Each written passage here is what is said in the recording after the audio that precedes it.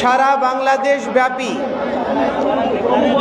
5ই আগস্টের পরে যে নির্মম নির্যাতন, মঠ মন্দিরে হামলা, ভাঙচুর, অগ্নিসংযোগ এবং লুণ্ঠন ঘটনা প্রবাহ অদ্যাবধি চলছে, রাষ্ট্রযন্ত্রে সনাতনী বা সংখ্যালঘুদেরকে যেভাবে টার্গেট করা হচ্ছে, এই সব ঘটনাবলীর নিরসনকল্পে বৈষম্যহীন একটি জাতি রাষ্ট্রে সনাতনীরা গর্বিত উত্তরাধিকার হিসেবে বেঁচে থাকার জন্য পরবর্তী প্রজন্মকে অনুপ্রেরণাদায়ী একটি সুন্দর দেশ উপহার দেওয়ার জন্য সম্মিলিত সংখ্যালঘু জোট আজকের যে সভা আহ্বান করেছে, এই সভায় আমি প্রথমে কৃতজ্ঞতা ভরে স্মরণ করতে চাই শ্রীমান ডক্টর মহানামব্রত ব্রহ্মচারীকে,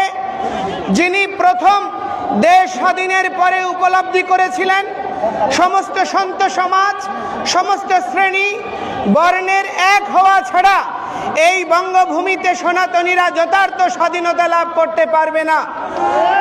এই জন্য তিনি সন্ত মহামণ্ডল করেছিলেন।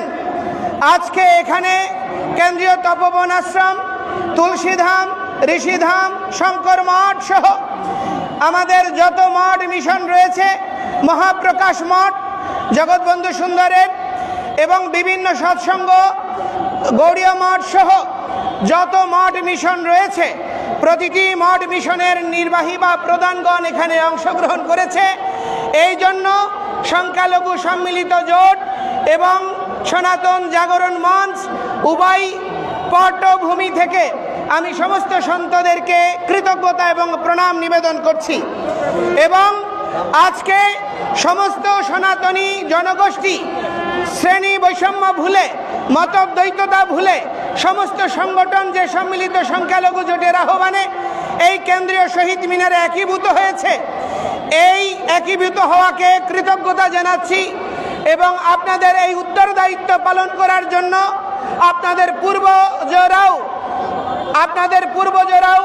আপনাদের পূর্বপুরুষরাও গর্বিত হবে বলে আমি দৃঢ় বিশ্বাস করি। আজকে আমরা বাঙালিরা এই বঙ্গভূমির সন্তান। একটা জিনিস মনে রাখবেন, পৃথিবীর আন্তর্জাতিক প্রতিটি সনদে ভূমিপুত্রদের স্পেশাল অধিকার রয়েছে। অথচ আজকে আমরা এই যে বঙ্গভূমি বাংলাদেশ বলছি, এই বঙ্গ শব্দটা আসছে কোত্থেকে? এই বঙ্গ শব্দটা এসছে হিরণ্যকশিপুকে বধ করে যেই ভগবান নৃসিংহদেব পৃথিবীর সিংহাসনে প্রহ্লাদ মহারাজকে বসিয়েছেন, তার দহিত্র মহারাজ বলি, যিনি শশগরা ত্রিভুবনের অধিপতি ছিলেন, সেই মহারাজ বলির পুত্র 5টি।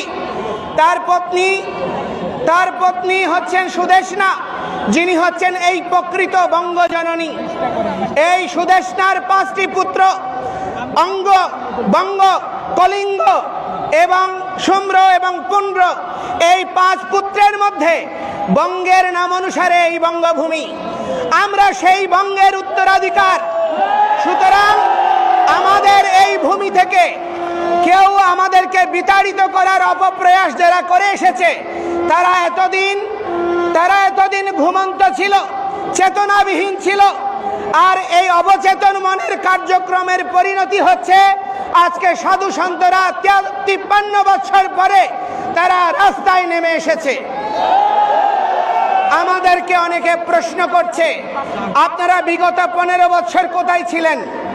আমি আমাদের মাননীয় উপদেষ্টা বৃন্দ, আমাদের গণজাগরণের এই যুব আন্দোলনের যারা সমন্বয়ক বৃন্দ, বিভিন্ন রাজনৈতিক বৃন্দ, আপনাদেরকে আমি দেখিয়ে দিতে চাই 2012 সনে হাটহাজারীতে মন্দির ভাঙচুর হয়েছে, 25টা মন্দির।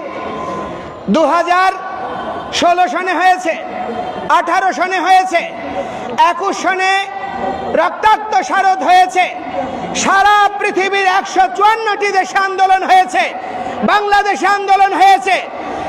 আমরা সংস্কৃতির উত্তরাধিকার বলে সারা পৃথিবীতে সুশৃঙ্খলভাবে, আদর্শিকভাবে আমাদের মনের আকুতি ন্যায্য অধিকার প্রতিষ্ঠার আন্দোলন করেছি।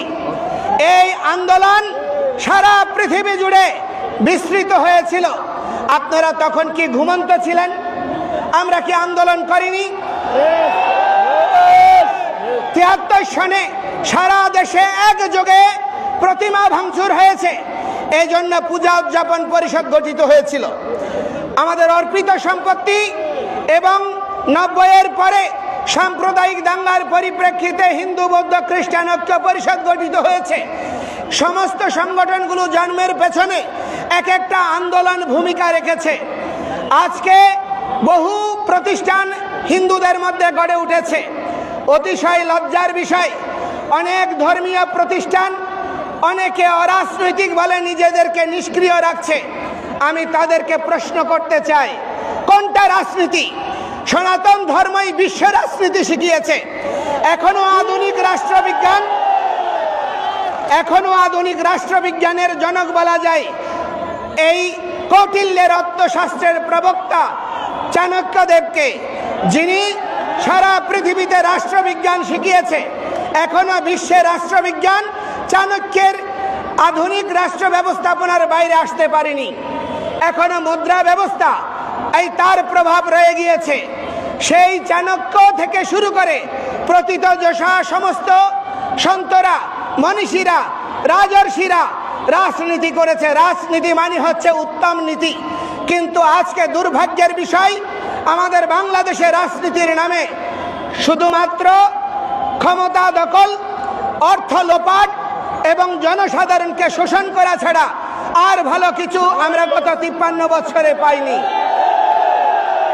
একটা জিনিস মনে রাখবেন, এই পরিণতি খুব ভালো দিকে যাচ্ছে না। আমরা একটি অসাম্প্রদায়িক বাংলাদেশের স্বপ্ন দেখার জন্য দেশ স্বাধীন করেছিলাম। সমস্ত হিন্দু, বৌদ্ধ, খ্রিস্টান, মুসলমান, সমস্ত উপজাতি সবার অংশগ্রহণে ৩০ লক্ষ শহীদের রক্তের বিনিময়ে ২ লক্ষ নির্যাতিতের আত্মবলিদানে এই বাংলাদেশ স্বাধীন হয়েছে। ৪টা মূলনীতিকে আধার করে গণতন্ত্র, সমাজতন্ত্র, ধর্মনিরপেক্ষতা এবং জাতীয়তাবাদ। অতিশয় দুর্ভাগ্যের বিষয়, দীর্ঘ সময় ধর্মনিরপেক্ষতাকে নির্বাসনে পাঠানো হয়েছে। অজুহাত দেখানো হয়েছে যে ধর্মনিরপেক্ষতা মানে ধর্মহীনতা, ধর্মনিরপেক্ষতা মানে প্রতিটি ধর্মের সহাবস্থান নিশ্চিত করা। এই সত্যটি অনুধাবন করতে না পারার জন্য কেউ এইটি নির্বাসনে নেওয়ার প্রচেষ্টা করেনি। এটি বুদ্ধিদীপ্ত একটি প্রচারণা। বাংলাদেশে তথাকথিত সুশীল সমাজ, তথাকথিত জ্ঞানীরা এবং তথাকথিত কিছু মিডিয়ার যৌথ প্রচারণায় ধর্মনিরপেক্ষতাকে ধর্মহীনতা হিসেবে উপস্থাপনের প্রচেষ্টা হয়েছে, যার ফলশ্রুতিতে আজকে বাংলাদেশ স্বাধীনতার পরে ৫৩ বছর হয়ে গিয়েছে, বাঙালি জাতি একটি আদর্শিক ইতিহাস তৈরি করতে পারেনি। বাঙালি জাতি একটি প্ল্যাটফর্ম তৈরি করতে পারেনি। বাঙালি জাতি জাতীয়তাবোধকে বিকশিত করার জন্য একটা সুষ্ঠু পদক্ষেপ গ্রহণ করতে পারেনি। এটি আমাদের জন্য লজ্জার, ভবিষ্যৎ প্রজন্মের জন্য আতঙ্কের। এই জন্য এই আতঙ্কের নিরসন হওয়া জরুরি। এবং আমি বলতে চাই যে দেখুন, আমরা ১৫ বছরের আপনাদের অপশাসন এবং এই দুর্বৃত্তপনার অবসান কল্পে আপনারা ছাত্র জনতার এই যে অভ্যুদয় হয়েছে, যে অভ্যুত্থান হয়েছে, তারপরে কোনো স্বাধীন রাষ্ট্র একবার স্বাধীন হয়, বারবার স্বাধীন হয় না। কিন্তু এই স্বাধীনতা কেন আমরা ধরে রাখতে পারিনি? এই দেশে কেন সাম্প্রদায়িকতা, দুর্নীতি, ক্ষমতা লিপ্সু মানসিকতা বিকশিত হয়েছে? এর জন্য দায়িত্ব কোনো রাজনৈতিক দল এড়াতে পারে না। আমি আপনাদেরকে বলতে চাই, এর জন্য কোনো শিক্ষাবিদরা এড়াতে পারে না। কারণ আমাদের প্রত্যেকের মধ্যে লেজুর বৃত্তির মানসিকতাই আজকের এই বিপর্যয় নিয়ে এসেছে। ছাত্র জনতাকে মাঠে নামতে হয়েছে। তো সেই স্বাধীনতা আপনারা নতুন করে উপভোগ করতে চাইছেন। কাকে পরাধীন করে, কাকে পরাস্ত করে। যেই পরাস্ত করেছেন আসুরিকতাকে, দুর্বৃত্তপনাকে, সেই দুর্বৃত্তপনা এখন দেশের প্রতিটি প্রান্তরে ছড়িয়ে পড়ছে।